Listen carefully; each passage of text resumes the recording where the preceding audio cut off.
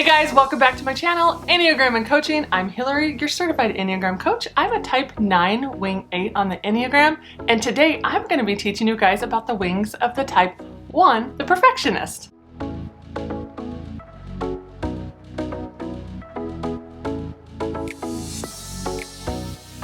Like I said, I'm going to be teaching you guys about the wings of the type 1, the perfectionist today, and it's the last video in the wings series. Yay!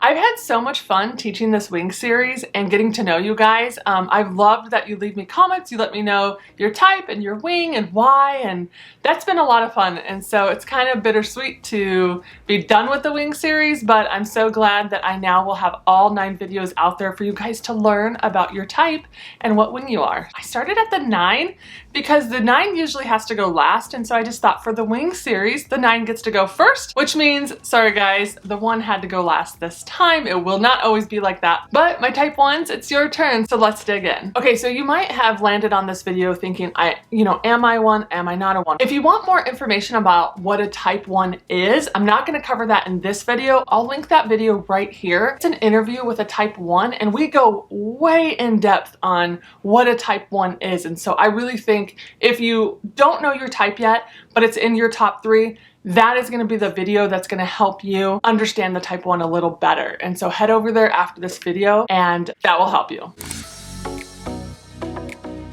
Okay, so what are wings? Have you heard of wings? I'm sure you have. I'm sure you've seen plenty of people say, like me at the beginning of this video, I'm a 9 wing 8. So I kind of want to go a little more in depth on that and teach you about what a wing is before we dive into the wings of the type 1. Wings are the numbers on either side of your dominant type. You might hear it called a core type, a dominant type, a main type, whatever type you fall on. So for me, I'm a type 9 and my wings would be an 8 or a 1 because it's always going to be the numbers on either side of your type. You cannot be a type 1 with an 8 wing. It doesn't work that way. You can only be a type 1 with a 9 wing or a 2 wing. So the wings are the flavoring to your type, kind of like a salt and pepper. They really enhance your core type. You can use either, but you usually have a dominant one. So really my dominant type is a 9, but my dominant wing is an 8. Does that make sense? So you usually do have one that you use over the other, but you can use either.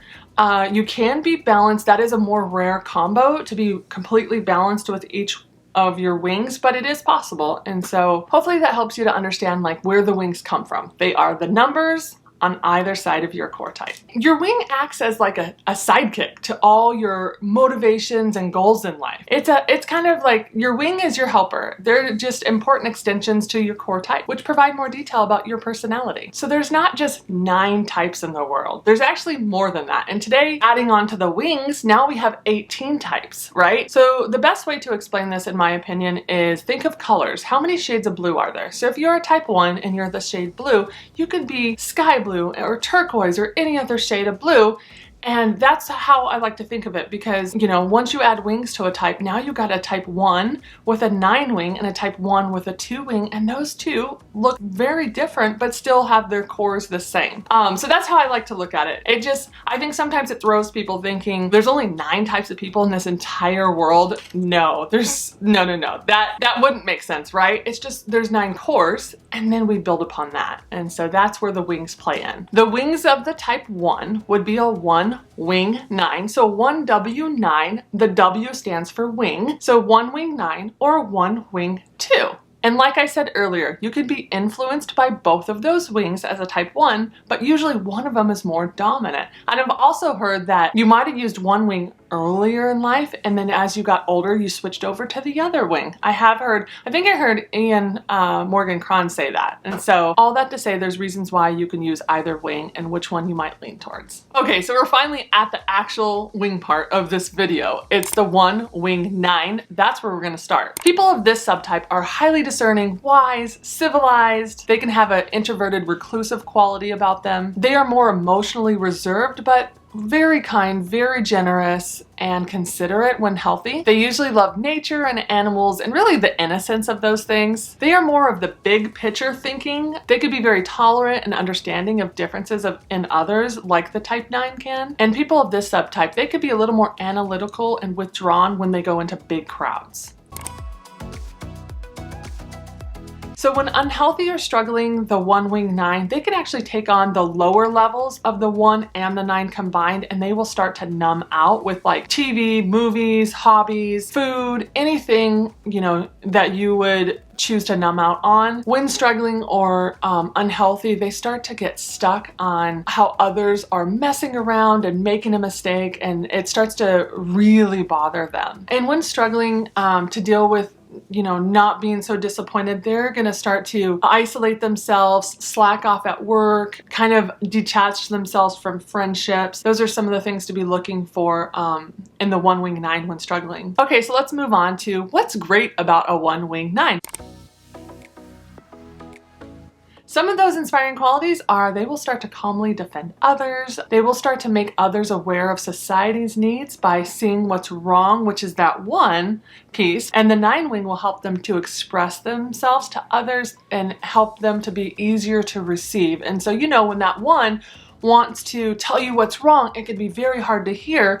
Well, their 9-wing will soften that and help them to say it, you know, with a more receptive way, so others will be receptive and change can happen. And they just really start to care for the community around them. They really want to make the world a better place. Another great quality is that their ability to really focus in on the details. When they are in that healthy lane, they will just focus on those details and become highly discerning and wise. And so those are some of the inspiring qualities and healthy attributes of the type 1-wing 9. Okay, so let's move on to the 1-wing 2 called the advocate. Okay, so for the 1-wing 2, that 2-wing, it really helps them to become softer and more empathetic as they come alongside others in need. And this subtype is more in touch with the heart center because the 2 is in the heart center, right? And it's where that softness comes from and where they have way more access to all their feelings and needs and emotions, and they actually don't repress the sadness and anger feelings. That 2-wing really helps them to process those feelings. This subtype, they are just more relationally warmer. They just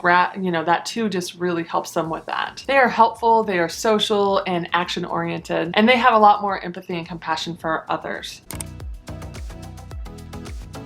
Okay, and so when the 1-wing 2 is struggling or, you know, not in a healthy place, they will start to feel undervalued, unappreciated for their valued efforts to change the world and people's lives for the better. They also can become highly vocal, critical, and irritable about their own unhappiness when they're frustrated. They become more rigid and intrusive with their advice. They just really insist that others follow it, and will have a hard time letting that go and not needing to be in charge when struggling.